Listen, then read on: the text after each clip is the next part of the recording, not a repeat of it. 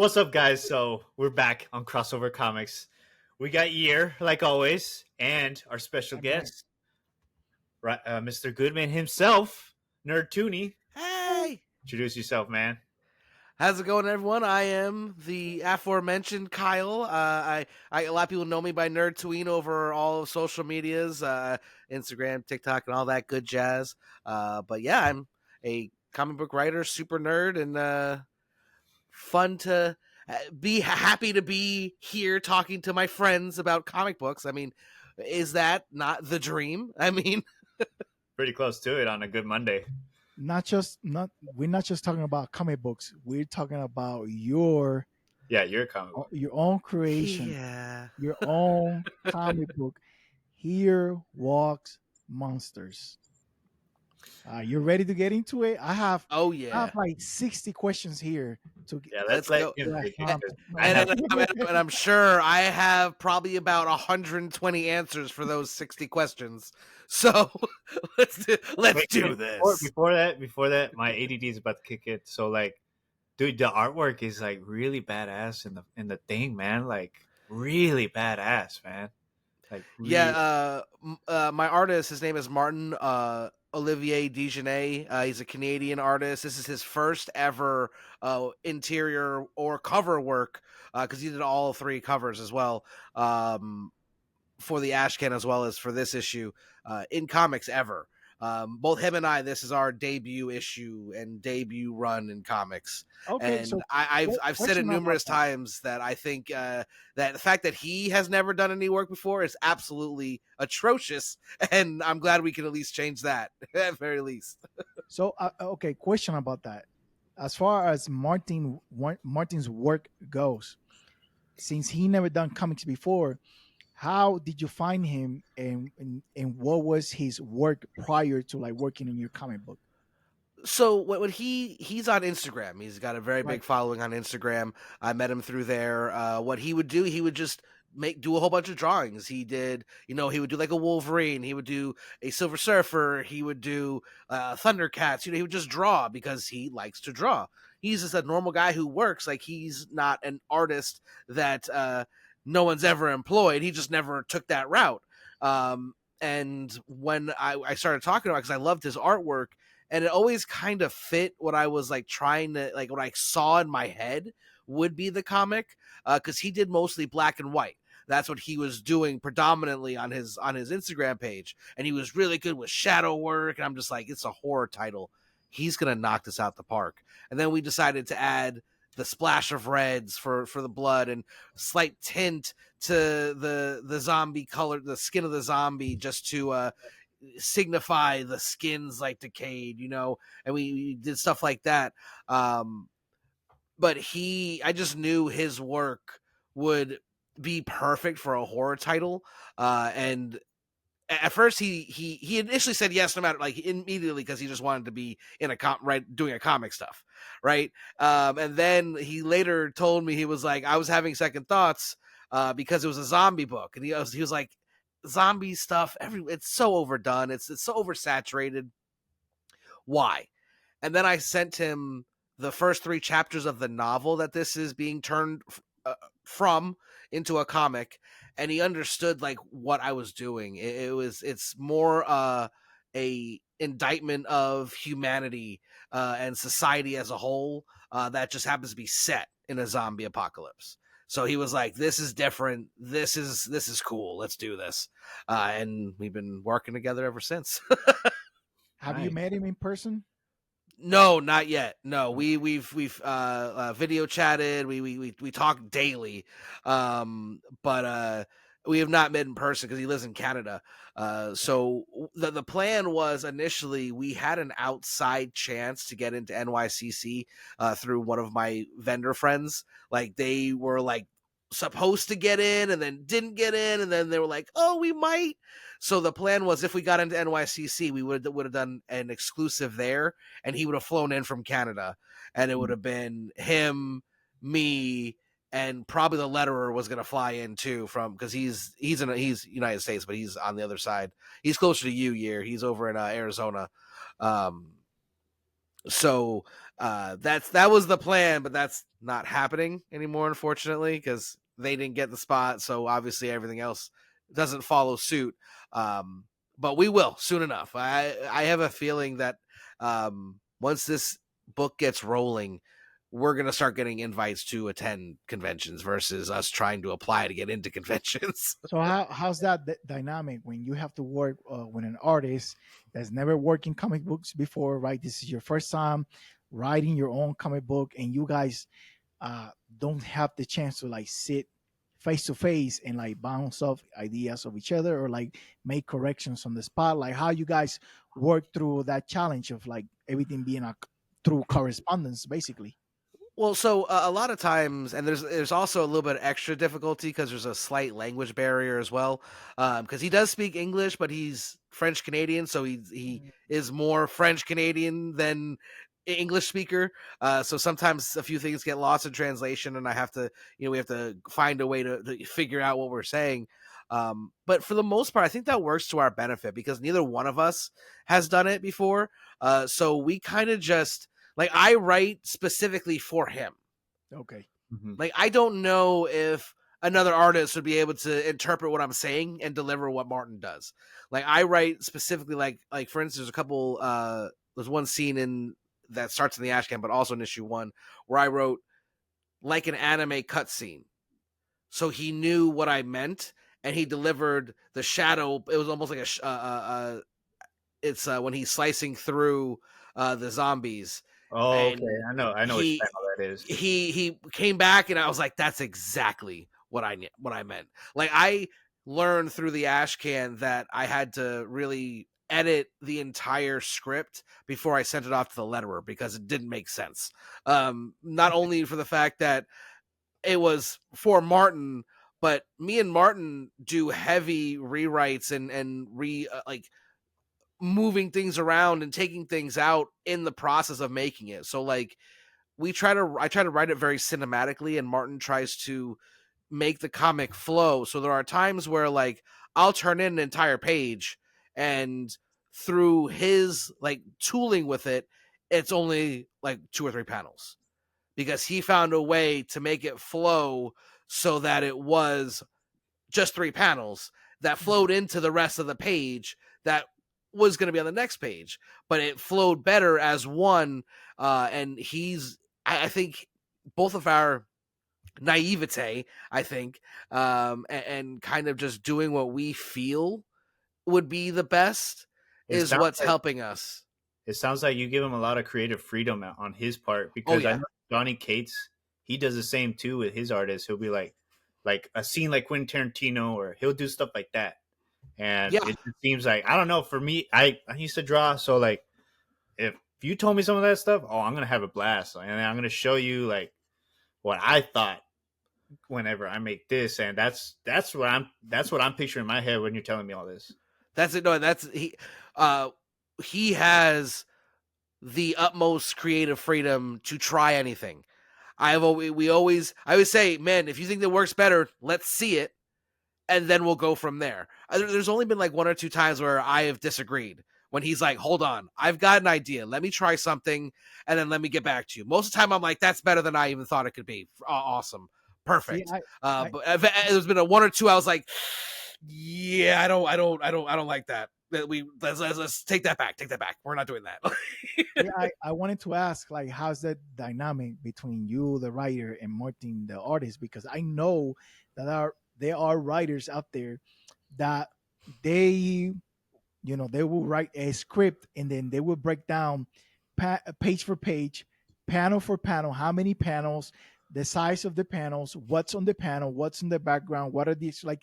They will write everything in detail. Like I remember I read from Tom King, the issue number 1 of Strange Adventures had a director's cut, right? Mm. And then in there, it had like the breakdown of like the notes, quote unquote notes that King will give the 2 artists. But really, Tom King detailed everything how he wanted it or how he envisioned it on each page. Like he was like, panel 16 by 9, uh, Adam Strange doing this, light hitting him from this angle, backgrounds is faded, like he will like detail everything, and then the artist got to like have kind of like a left and right limits or on an outline of what was supposed to go on those pages. And he would like say, okay, sometimes Mitch Jetters or the other artist, can't remember his name, will hit him back, was like, hey, that won't work Mhm. because X, Y, and Z. Here's um here's an adjustment, or here's Right. an easier way to this panels, this panel structure doesn't work. Let's try it out this way. But for the most part, they would just follow, especially Jetters and King, because they work together so much. Like they trust each other with what they're Yeah. supposed to do, right?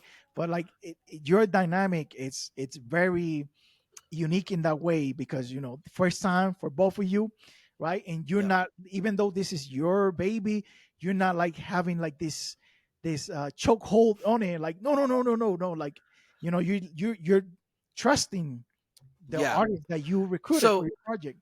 I definitely do all of those. I'm so OCD, so I'm super like detailed. Like the light should be hitting it from here. This should be here. All that stuff. But when it comes to what the artist can do, I can't do what he does. He knows art more than I could ever dream to know about art. So I will not constrict that or hold that back in any way, shape, or form. If I don't like it, I don't like it, and we will maybe try it with a different like. There's a couple of things that we did that I took out that I didn't like, that I was like, save that. Like for instance, the cover of the ash can was initially a panel in the book. Oh, really? Like the bottom part where he's smoking, that is literally from one of the pages, and I was like, it's not going to work with what I want to do here, but save it. And then when we finished the ash can, I was like, oh, that's the cover. And he goes, yes. And then I was like, have a zombie in the background, like he's coming through the window and he's just sitting on against the door, like he's like, yep, it's over, oh well. And he's like, that's perfect. So like very few things that he will suggest or try don't get used in some way, at least, because again, he knows art better than I ever will, That's and I'm just not gonna smart. stop That's that. just smart. Like not Um, completely discard it, but like put it to the side. It doesn't work here. yeah, Just put it to the side. We might need it later, or we might find a different use for it. yeah, That's hella smart. and he is so attuned at making the pages and the panels flow. Like that is such a blessing, because I will admit that every time I go back and read it every once in a while, I'm like, man, this really is a very quick read. Like I did it to 20 pages because I didn't want to bog everyone down in the first issue. I wanted them to get some action, get them a feel for the characters, and then leave it on a cliffhanger so everyone wants to get issue 2. So reading it the way he makes the panels flow so well, I might make it the next issue 25 pages, like the standard Marvel or DC comic, because it can flow and it will read very quickly and not feel like you're reading a big comic book. Because that's what I was worried. I really didn't want to like give him too much, because I could have made the fight scenes in the comic 5 pages. Like we could have definitely done that without even having an issue. But we limited it to 20 because I felt that was the perfect amount for a debut issue. You got everything you needed to know about how the story and how the characters are going to move in the story and what the world kind of is. And I think it was just enough to make everyone go, I want issue 2. At least that's that was my goal with that. Maybe I swung and a miss on it. Who we'll have to see. No, I definitely think not a miss. Definitely not a miss. yeah, yeah. It's interesting enough from what I've read and seen. It's very, because it doesn't feel like a generic like zombie story, if that makes any sense. Like it just No, feels that like was you by just dropped, design. that was, it feels like you just dropped into this world type of thing. Does that make sense? No, that's exactly what we wanted to do, because I mean, there's a lot of story that we're gonna tell that already happened from before we even meet the characters, Mm-hmm. that would be told in like flashbacks and and actually like telling. Because I'm trying to make it very. I want to use as little exposition and just forced flashbacks and things like that as possible. So like I want a character to ask them about what happened. So as a part of the story, the characters who are in that those panels are learning with the reader. Okay. So It it's kind not of like they wake up from a dream and then go, I had this crazy dream, and then have to explain, you know what I mean? Like it's an actual like story element of the book. And I think that is going to be something that's also makes it more less of the quote unquote zombie comic, because a lot of them are just blood, gore, zombies everywhere, everyone dying. People are going to die, sure. I mean, I think there was it's the like story. The story in three the kills in this book, in the first book by itself. But this is more story story driven than just action zombie thriller. Because I mean, that's been done. I mean, why am I writing another Walking Dead? I mean, I'm not doing that. You know? Can I ask you a question? Yeah, of Did course. you ever play like the Telltale Walking Dead game? I played a couple of the beginning stories, and I actually what's funny is they have it on sale. The sale ends today. The entire Walking Dead Telltale story that I literally almost bought yesterday to have so I could play the whole thing. But to be honest, I This hope reminded me so much of that. I hope to eventually bring a Telltale game of Here Walks Monsters to life. To be honest, It, if it I'm reminded me. It reminded me so much. It felt more like that than anything else I've seen or read. about zombies. that is means I did my job, because it feels organic. Like Yeah, it that's doesn't what it felt feel like. like a comic book. It feels like you're watching these people live this, and It's like that's what I wanted. it's a genuine story. Yeah, Yeah. I I really definitely like tried. Good.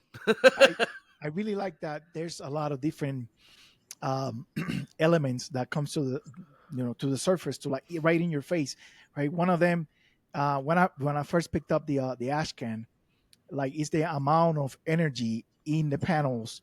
It's like very very very very like boom, here's this what happening. There's the scene, and not just like what's happening, but the ways depicted, right? And Yep. it kind of has to be that way because it's a black and white comic, so you don't have like the the coloring coming behind the artist and like Mm-hmm. filling in You those can't spots and hide like it. bringing it to life with color, right? You can't hide a panel being looking lame or looking like empty, right? Because the colorist can come behind and like Yeah. building something there Fix it up. that fix it up basically.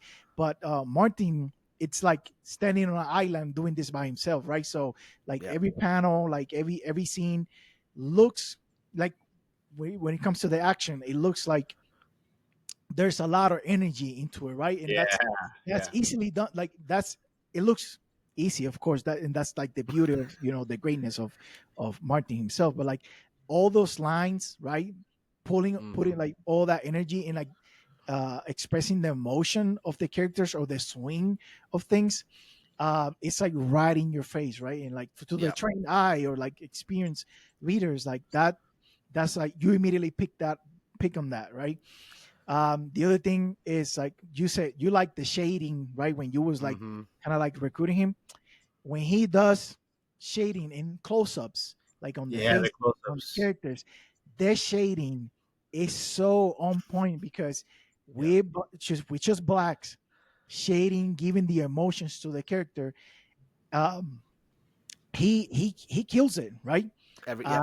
I don't Absolutely. know. I don't know. I don't think I've read that many black and white comics. I do have some, but not that many, and none of them had the amount of energy and motion that I seen in this issue. And then last thing I wanted to mention was like the forced perspective on some of the scenes, like when the sniper is like aiming Mm-hmm. with the gun, right? The detail on those weapons, right? And I can tell you from personal experience, like those weapons, he didn't get that from. how you say, he A didn't get movie. that from like looking at toy weapons at Walmart. You Nope. know, like they look realistic, as realistic can be, Yes. right? And then the force perspective, how like the um the silencer or attached on the weapon, it's like big, and then the weapon gets Hmm. smaller as it separates from the screen, but the detail is still there, right? It doesn't It's fade beautiful. into, you know what I mean? Like Yeah. that takes a lot of like research and Oh yeah. No, expertise. we make that is something that we are very, very, very acutely aware to do. We have people who are in the military also appearing in this book, as well as we have people who um, know these weapons that advise, and I literally go, "Hey, is this right?" And they're like, "Yep." Or I think we had to have him go back and redo in the final panel the handgun that he Right. uses. Like he did a standard, like he tried to homage, because that panel right there is to homage that Daredevil cover where he's pointing the gun, Oh and yeah, and initially he had a gun like that, and I was like, okay, I'm sorry, that looks amazing, I love it, but, and he's like, it has to be military, doesn't he? He's like, I was like, yes. He goes, got it. I'm ready. And like he submitted it and was like, he knew the second I started typing, he was like, oh damn. Like, so I had a person who um is in the book, and I said, send me a picture of your gun. He's like, why? I was like, fine, don't send me yours. Send me the model number. I don't Right. care. He's like, why? I was like, because it's going to look exactly like your damn gun. Like, it's going to look exactly like it, and we're going to make sure that it looks good. And he's like, I appreciate that. Like, he like, and I think that's another, and this comic is set in a world very similar to ours. It's not our world, but it is supposed to feel real. It's not supposed to feel like a fairy tale or a created world, like a lot more like, like Walking Dead, how there is Atlanta, but it's like the fictional Atlanta. Like like there's a CDC building, but it's the fictional CDC building. Like that felt real, because we can see from our world similarities. So it's like, okay, fine, and like that's in the very first issue. I made a little tiny production notes kind of thing. So if you look at the scene, it's the double splash page where the main character is watching the news. Well, it gets interrupted with the president Right. talking about the outbreak. If you look at the president, looks an awful lot like Obama. yeah. I was about to say that. Yeah. I was about to ask. However, he was talking about the pandemic that happened in 2020. The Right. swine flu. No, the zombie, like he's talking about a pandemic that happened in 2020. Mm. Obama wasn't president in 2020. So yes, there is a person who looks a lot like Obama that was president in my comic book, but it's not Barack Obama that we know, who was president prior to Donald Trump. Like it's because the timelines wouldn't line up, because he wouldn't be president in 2020. And that's a very subtle little thing that I didn't like. I want people to be like, oh, look, it's just Obama. Well, I specifically made it look like Obama because of this. So like, then be like, oh, I didn't even catch that. Like, that's I'm trying. That's what I'm trying to do. I'm trying to jump a little breadcrumbs throughout the story to show that not only is it its own world, but it's a very real world as well. You got a question, Ron? No, You're thinking. I see the gears turning. I see the gears yeah, turning. they're trying to turn. All right. So, who like tell us about the main character or Right? characters of the story. Like, who are they? What are their motivations? Yeah, mainly the main guy, because like the main guy seems like he's got like that edge to him. Like he's not like edgy just to like be edgy, like 90s edgy, but it's like this guy's kind of rough and gruff. Like I like those type of characters.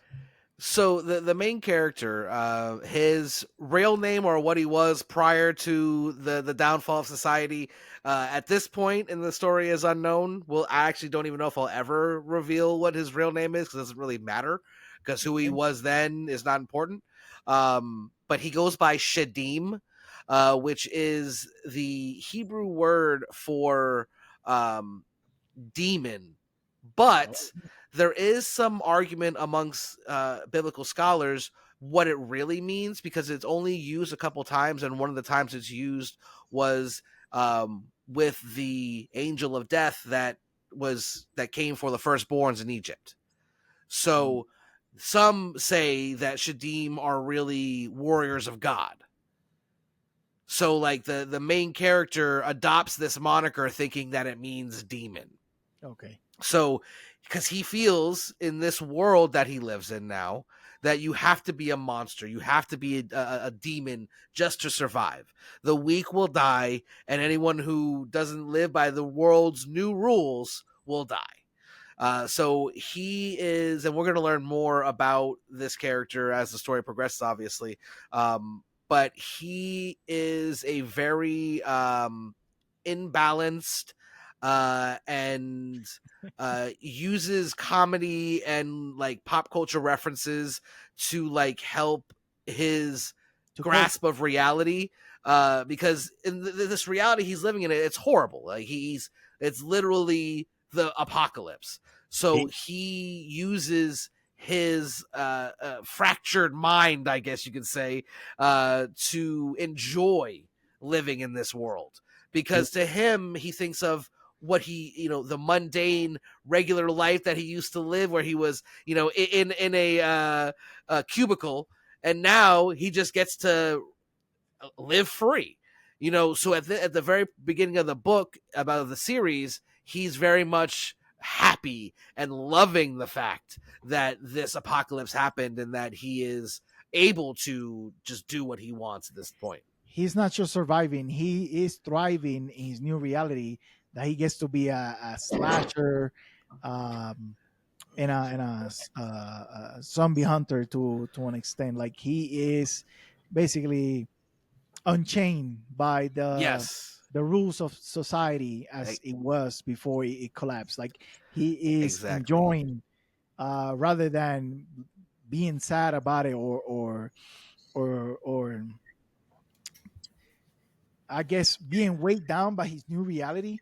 It's quite the opposite to him. Like he he's excelling in this new world. I feel like most people, if they were set in that world, would just break. They wouldn't even have the will to go on. And I'm actually going to dive into that real hard with the other main character. Her name is Karen, and I chose that name very specifically because everyone, oh, it's a Karen, it's a Karen. I know so many amazing Karens that are the nicest, most wholesome, and unbelievably awesome people on the planet. So I was like, you know what?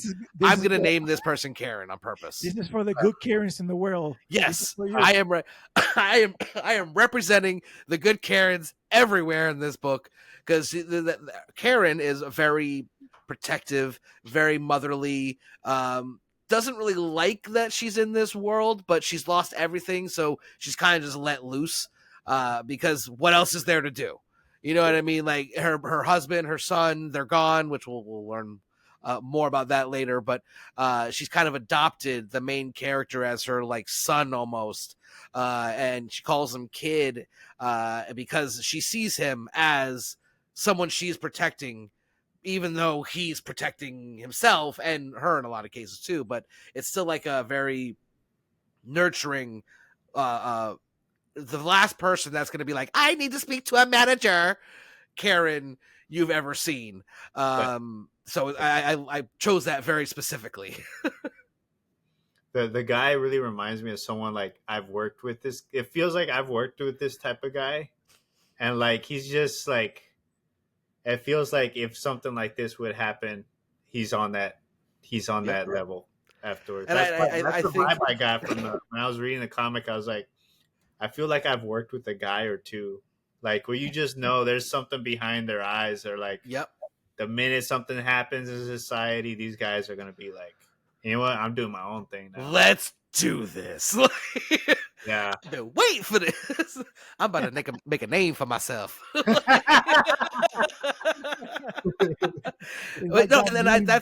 I did that, and I'm glad to hear you say that, because, like I said, I try so hard to be very conscious of the fact that these are supposed to be real people. They should act as real people and not just characters in a comic book, because to them, they're not characters in a comic book. They're living their lives, in this world I've created. So they should act as if they are living and real characters. And you should. And that's another thing. I made the main characters short as well, and had the two main characters of a horror zombie book being a short man and a yoga mom on Karen. purpose, because a Karen that isn't a Karen in a Karen. because those characters would never survive any other horror or anything like that. I don't think they would. It's just, I don't think people don't give other people credit for, like, because we always see like the Brad Pitts, the Tom Cruises. We always see those type of people. I'm like, well, Tom Cruise is but tiny like- as well. He just makes sure that Hollywood shoots him at an Right, but angle they to don't not look portray so him. tiny. height. He's They don't my height. portray He's like him five- as such. Yeah, that's the issue. He's 5'7", and just everybody in Hollywood is 6 something. That's the only thing. Yeah, like. and Well, like, then he should only play characters that are 5'7". That's a soft spot for me, if you haven't noticed. hey, for me, remember we talked about it one time on like TikTok. Yep. We talked I'm telling you, about man. They literally shoot him at these angles so he looks like he's 6'5". Bro, I could touch your head. You ain't tall, buddy. Hey, hey, he must have some type of game. He was with Nicole Kidman. She's like one of the tallest actresses too, isn't she? That's crazy. Yeah, and she hated it. And the very first interview she did after they asked her, is anything different? She goes, yeah, now I can wear high heels. Oh! That's me. Stared dead into the camera. Was like, and now I can wear high heels.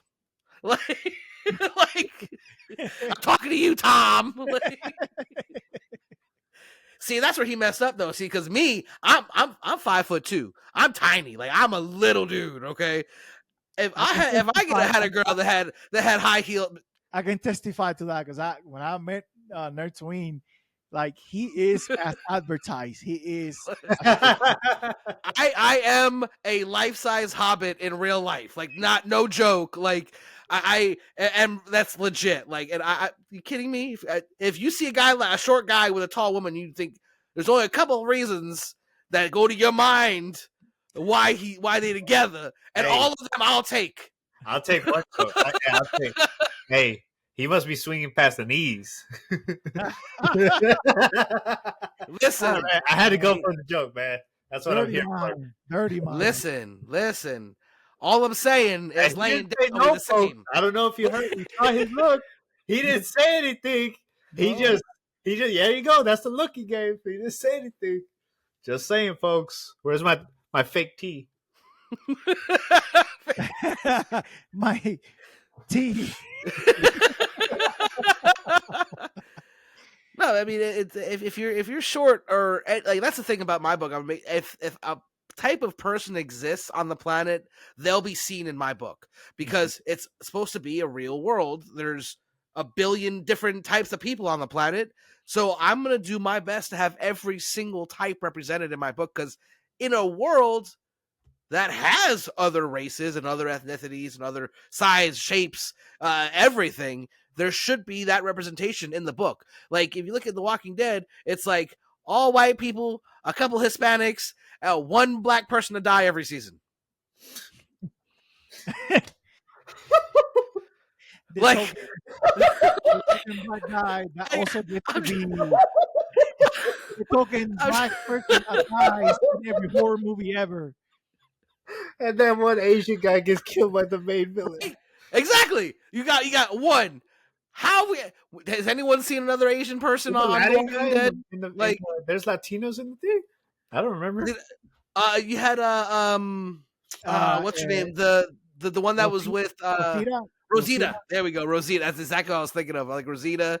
You got I think the priest also was Hispanic as well, I if I'm don't not know, but mistaken. in the first season when they were like by the quarry, there was a family that had a guy, a wife, and like two kids, and I can't remember his name, but they don't see him all the way until like they run into like the Negan people, and um what's his name, the main guy, the leader of the group, what's his name, Rick? Carl's father, what's his name, Rick. Rick. Yes, Rick runs into him in like one of the safe houses of Negan, and he survived all this time. He was, but that's the like the other only Hispanic Wait, person. wait, Him and isn't there like Rosita. another show where it's just about Hispanics? Like it's like a tie-in. Oh, Well, I'm there's Fear of the Walking Dead. There's no, they're not quite a Hispanics few. though. that show. They're not Hispanics. Like one of the main characters, he is Tongan from the Hmm. island of Tonga. I think he's married to a white lady that I think she had she the Tongan guy, he had a Hispanic son. He used to be married to like a Mexican lady, and he had a Hispanic son. So those two, the mom and dad and the son, they were Hispanics as well. But even though it's played like it's located in California, there's also not a lot of Hispanic characters in that show. And And that's a California has problem. a lot of Hispanics. Exactly. No, exactly. Like if you're having a series or something set in the real world, there should be every type of person there. Especially if you like, I hate how Hollywood like does that a lot. Like, I'm sorry, if there's a movie called Gods of Egypt, one of those gods should not be a British. an Irish guy with an accent like this, and a British guy who Yeah. was in Game of Thrones as Lannister should not be gods in Egypt. Hollywood is I'm wild. sorry. I'm sorry. Hey, The Rock was the Scorpion King at one point. I think because he just had dark skin. Maybe that's why they went for him. Bruh, Scorpion he King, I is remember as that. Samoan as they get. And they're like, yeah, it's fine. He was playing Hollywood does that a every lot. ethnicity, bro. He played every ethnicity. I think in one of the G.I. Joe movies, he was He like, played Hercules. oh, that's right. If you had dark skin, you got any role that will get you into the Hercules. That's The wild. Greeks didn't look like that. Yeah, he looked more I'm like a Greek god. I mean, he might have the muscles, but I mean, it doesn't. And that's when you look at Hollywood. They don't whenever they do representation. A lot of times, it's just because they had to, or because it would be profitable. Yeah, it's like They it's don't do it because they need to, because it's correct, and that's what should be the case. If That is something I am very focused on making sure that shows through in my book, because if it's a real world that has real people in it, I mean, you go watch Friends, and you can count how many black people are in that show on one hand. Yeah. This is New York in the 90s. I lived there in the 90s. I can assure you there was a lot of different ethnicities in New York at that time. They weren't all just white people who had unbelievably well-paying jobs and could pay for apartments by themselves, Even back and then. Even back actors, and no, that's not how New York was. Like, and that's Hollywood, and that's another reason why I don't want to get a publisher on with this, and I don't want to have someone telling me or trying to like force me to fit into a certain box that this comic doesn't fit into. Because I know the focus on diversity and all of that, people would be like, "Oh, that's woke." No, that's reality. what do you cut? I think Hollywood's gonna be changing here pretty soon with all the Diddy stuff coming out. So just don't drop. Yeah, I don't know. You look at the ethnicities of a lot of the people that are supposedly involved. It's a lot of people who look a lot like me. So it's the rich and powerful white people that are getting in trouble this time. Hopefully. There's that Jay-Z too. He's up there on that list. He should have never even been as Jay-Z of it all. Man stole from every one of his mentors his entire life. Yeah, there's a whole conspiracy about that, but we're not going to get into that right now. Not today. Not It's right only the truth. I only speak truth. It's like I there's a don't wormhole, and I'm like, oh man. Supposedly he's one of the people that got like Diddy. I mean, not Diddy. Biggie removed. Oh yeah, because he was in his way. If Biggie and Pac were around, none of these people would be successful. Yep. Mumble rap wouldn't exist because Diddy and Pac and Big would have stomped that out. The first one. That's it. We're destroying their whole careers. But Let's like go. basically, Jay-Z, DMX, those guys took the spots right after they passed. Nas, DMX, Jay-Z. Well, Nas had a spot. Yeah, Nas had a spot. But he was on the come up, but he didn't have a spot per se. Well, He his was just album, starting when they got taken out. When they got taken from us. I mean, yeah, you could make the argument that if they were around, he would have sold less. But I think his talent was always evident from that very first album. Right. Like I said, he was in the come up, but once those guys, they were taken away, not like all these other rappers like feeling, that vacuum, and Nas was prone to do so. Whether he's one of my favorite artists of all time. Yeah, like my first CD I ever bought with my own money was Nas I Am, and it was out of a vending machine at a rest stop on my way to on a school trip. Because it was the only time I would be able to buy a CD like that. My parents would be like, "Why?" And especially that one because it was because on the cover it's a pharaoh. Yeah. They would have been like, "What are you buying this for?" That is the most New York thing I ever heard in my life. he had like a second run recently too with the King's Disease albums. Those albums are actually really good for right now. For him being at his age, and like his kind of gave him a little bit of a relevance again with those albums. And let the youngins hear about Nas. Yeah. Ooh. I know I can be what I want to be. I love that album, bro. I love that. If I work on it, right? I'll be where I want to be. I love that's my jam. Imagine if Jay-Z and Tupac actually like had a beef like on record. Jay-Z wouldn't exist anymore because Tupac would have buried him. Yeah, would have probably both lyrically and literally. Jay-Z just keeps dumbing himself down every like decade. And I'm like, bro, I'm not gonna get into Jay-Z right now. It's just all right. Listen, Kyle, tell us yes. how people can support your comic book. Okay. So Here Walks Monsters issue 1 is currently on Kickstarter. We are sitting at 78% with 21 days left. So we got 3 weeks to get this bad boy funded. The next stretch goal, which is less than $50 away, would get every single cover a Chrome upgrade. So far we've already, you pay for the regular comic book cover. We've already hit one stretch goal to upgrade it to cardstock. The next one will be upgraded to Chromium. And we have a cover A, cover B, and then a cover C, which is a spot foil, which is only available through the full set. And then we also have one with these bad boys. Oh, that's a nice cover, man. This is the first ever print. This is Here Walks Monsters #1. This is the Florida SuperCon exclusive. They were limited to 50. There is a level of the Kickstarter where you get one of these and the cover A, and all of these are limited. They are signed by both the cover artist and me. There was only 50 on the planet, and there are exactly 10 left in the wild, and they're all on the Kickstarter right now. So if those get sold out, that is 100% gone, and no one can get them anywhere. Like, I don't even have a copy. Like, if we sell all of them, and I hope we do, because I mean, this is just the first one. I'm sure I will have plenty of copies of my own books.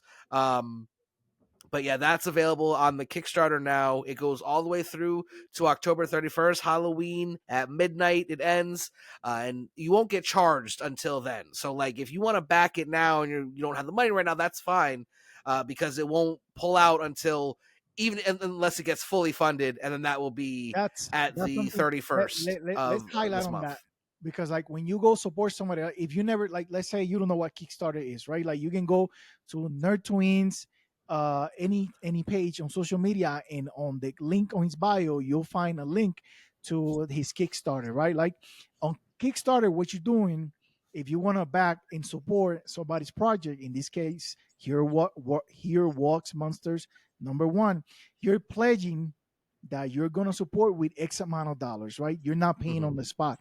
It in the campaign information, it'll say when the campaign stops and when you will be charged the money that you're pledging, right? So if you don't Yep. have 5, 10, $20 right now, you can pledge, and on the Yep. you said on the 31st. Yes, at midnight. So they won't touch your bank account into the 31st. So if money is an issue right now, but you will still like to help, you can pledge whatever you can now, and it won't. They won't touch your bank account until the 31st. If you don't have money to support, but you still like the idea, and you wanna show some love and appreciate, share the Kickstarter, share the content, Everything share the helps. link, tell your friends.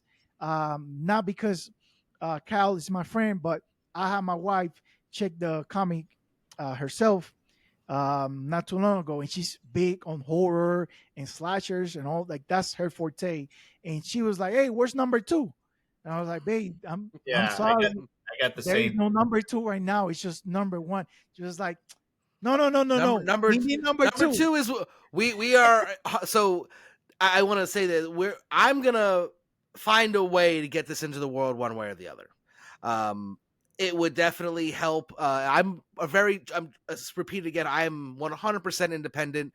So I'm doing everything on my own. I'm the writer. I'm the creator, but I'm also the publisher, and everything is on me. So if I fail, I fail. Which I failed many times, and I'll get back up and do it again. But I think you have something very special here. I'm not gonna lie. Like I not appreciate just that. I as a really friend, do. but like as a consumer of what I've read, I think you have something very special here. Well, I've been reading and collecting for 30 plus years at this point, and I try so hard to make something that not only I as a reader will love, but I as a collector will love, and because I don't want to put something out that's just another book. If I Yeah, put something out, it's going to be something special and that I've been working on for a long time, and I've ironed out all the things that make it not special. it's Uh, something you and, want to read, right? Yes, like I would, and the way the artwork that Martin does, and Tyrone the letterer, he absolutely like saved this comic book, because we went back to the drawing board when we initially had it all done with Martin on the lettering, and he didn't really do that good of a job. But I mean, there's a language barrier. There was issues that didn't. It just he does art. He's just did the lettering because I asked him to. And when we went back to the drawing board, the whole project almost died. And then when Tyrone came on, Tyrone Jackson, he absolutely just made this seem real.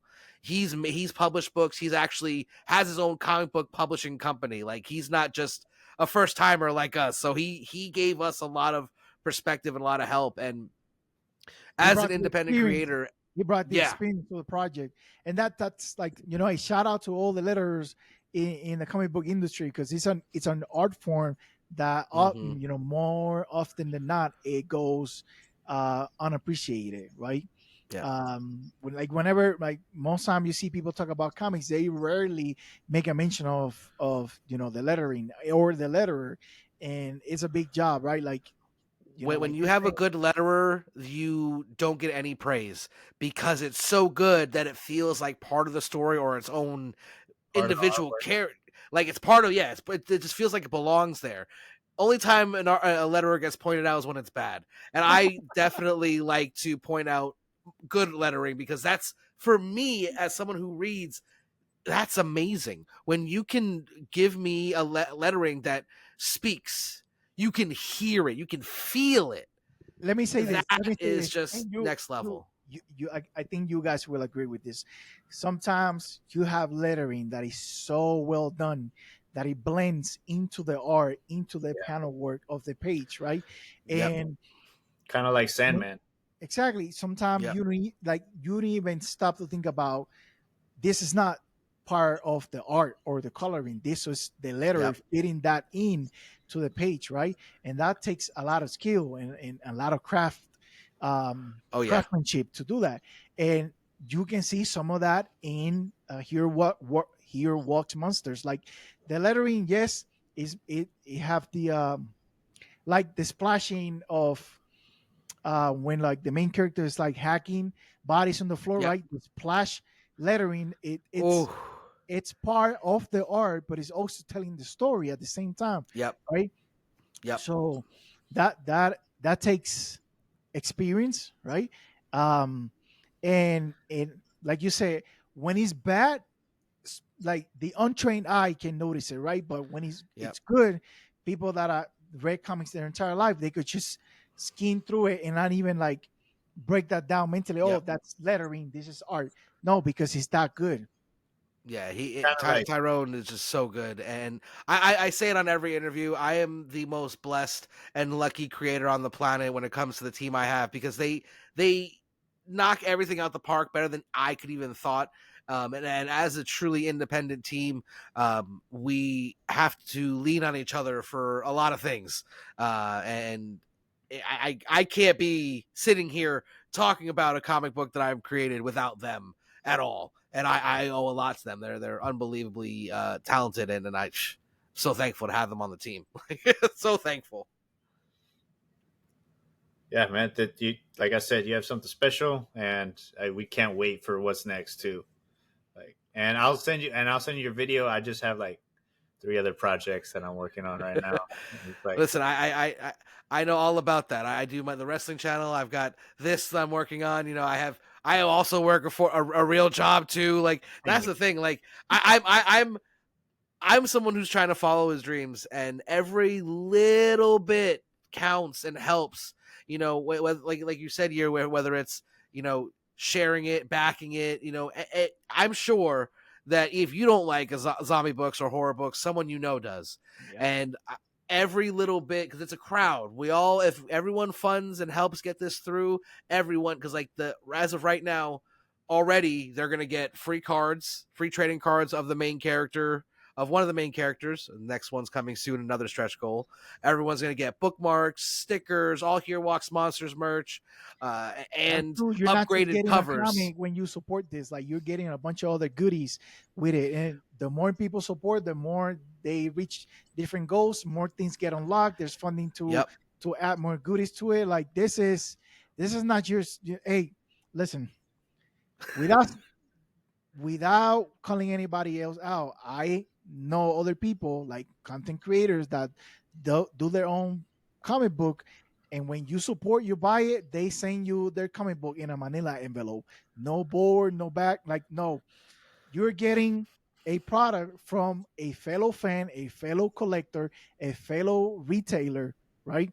So there's a lot of cool stuff. Like I said, if you never heard about this, go into Kickstarter, search Here Walks Monsters, and you'll see all the goodies that are being offered if you back this project. There's even one that it's definitely far fetched, and I probably won't hit it. But if we hit the final goal, I will be able to get I have a Marvel artist waiting for the green light. dang, bro, is it the They've one we worked. see or what? They've worked I didn't even know interior that. art. They've worked interior art on Marvel and cover art, as well as DC and Indies. It'll be a super secret. Like only people who back the Kickstarter Greg will Capullo? have access to this. No, it's not Greg Capullo. That would be nice. Then I'm also I'm in talks to try to get a Martin Simmons cover. Okay. And Okay. you know what's funny too? You're like the first guy I had to like make a Kickstarter account. Like I had no idea like how to do it. Like I was kind of tempted to Oh like man, to message you because I was like, what do I do, bro? Like, Yeah, and listen, that's one thing as well. Always feel free to message me if you have any questions about the book or anything. Really, I people felt tell me to stop embarrassed because I talking. never done this before. I never got like a Kickstarter. I mean, Yeah. after you, I started getting people like to send me their stuff, but Cal was my first too. Like I never dwelled in Kickstarter before, so Cal, he was my first too. And that means a lot. Like, that's the thing. I Like, mean, wait, you know what that means, right? What? You popped our cherries, bro. I thought about saying that. I was like, I'm not gonna say it. I'm not oh, gonna be that guy. And And bro, he I gets am quiet. so He said it again. lucky. He gets quiet again, guys. I am.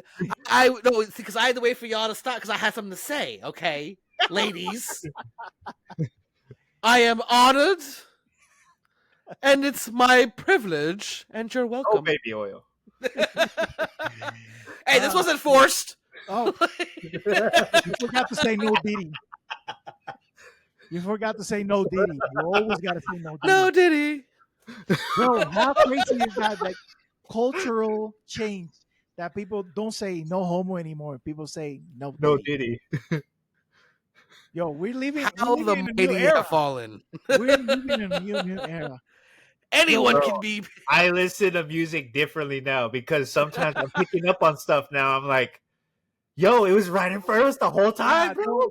don't go Trying to tell back us about to Diddy for listen. 30 years. Yeah, don't No, go in the back to listen to 2010s, he the tried calling his name Love. He tried changing his name to Love. I'm like, that should have been a big indicator. No, listen, don't go back. Like whenever a famous person like falls off the graces of everybody, don't go back to listen to no interviews, no music, no because Oh, Yep. the Justin Bieber ones, bro. Oh, oh, no. Yo. Those are Lost rough. myself at a Diddy party.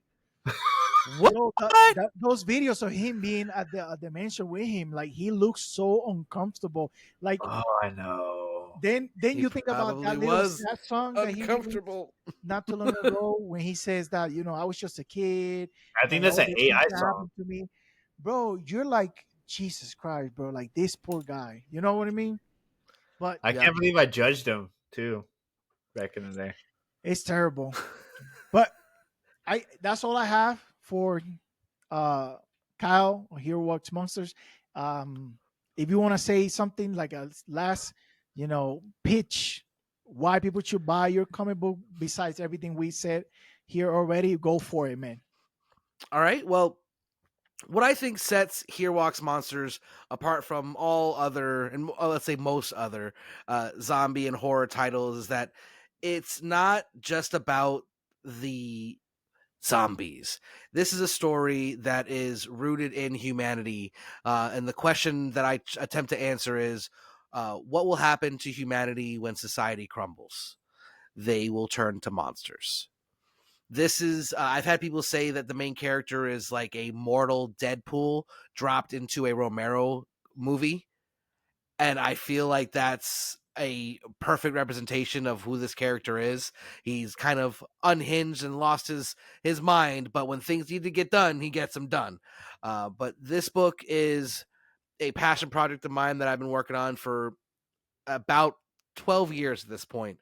And we are 21 days from that dream being a reality. And if you read comics or if you just want to support a creator, it would mean a lot. I mean, it's to back it, you can do as little as $5 for the digital if you want to just read it. But the cover A is $10 plus shipping, and every little bit counts. So I really hope that everyone would give it a shot. I promise you that this is from a lifelong creator, a lifelong lover of comics, and I'm going to give you something that someone like that would love. And if that doesn't get you to support it, then I don't know what else will. You heard it. You heard it, everybody. Kyle Goodman, aka Nerdtooine, Here Walks Monsters. Go check it out. Check the Here Walks Monsters TikTok, Instagram. You can follow him on YouTube. You can follow the artist, too. Yeah, Martin and Tyrone are both on Instagram as well. I make them collaborators and tag them in almost all the posts I do, so you can go follow them to see what else they're working on. Like I said, Tyrone has his own production house, or he has his own comic book runs that he's running with other people. So he's got a lot of great stuff, and Martin drops amazing artwork on the daily. You can't miss with that guy. I know I'm not as cool as them, so if you want to support it just for them, I'm totally okay with that. Because they deserve all the respect and praise I can possibly give. Because without them, I've just got words on a paper. So, all right then. I think this we appreciate you having you on, man. We really do. So it was nice. Thank you for having me on. I really appreciate it. I mean, I consider you a friend too, so it'd be cool one day if one of us, all three of us, like hang out at a bar or something. Yeah. Well, I mean, we're all over the country. One of these days, I actually have hang out with both of you separately. So I now need to like get y'all together. We'll find a convention somewhere in the middle. How about that? Yeah. No Diddy. No Diddy. Hey. Sorry, I'm not gonna stop that. But yeah, thank you guys for having me on. It definitely is always fun to talk about my book, especially with people who I respect and actually read comic books and are not just comic book people. Oh, I know what you mean. I can read it. I read it off of people. I can read it. I can smell it. No Diddy. If you smell what the Rock. Sorry, wrestling. Okay, let it out, man. Let it out. Oh, yeah. I didn't smell my fart earlier. That's what that was. I knew I smelled something through the microphone. Hey.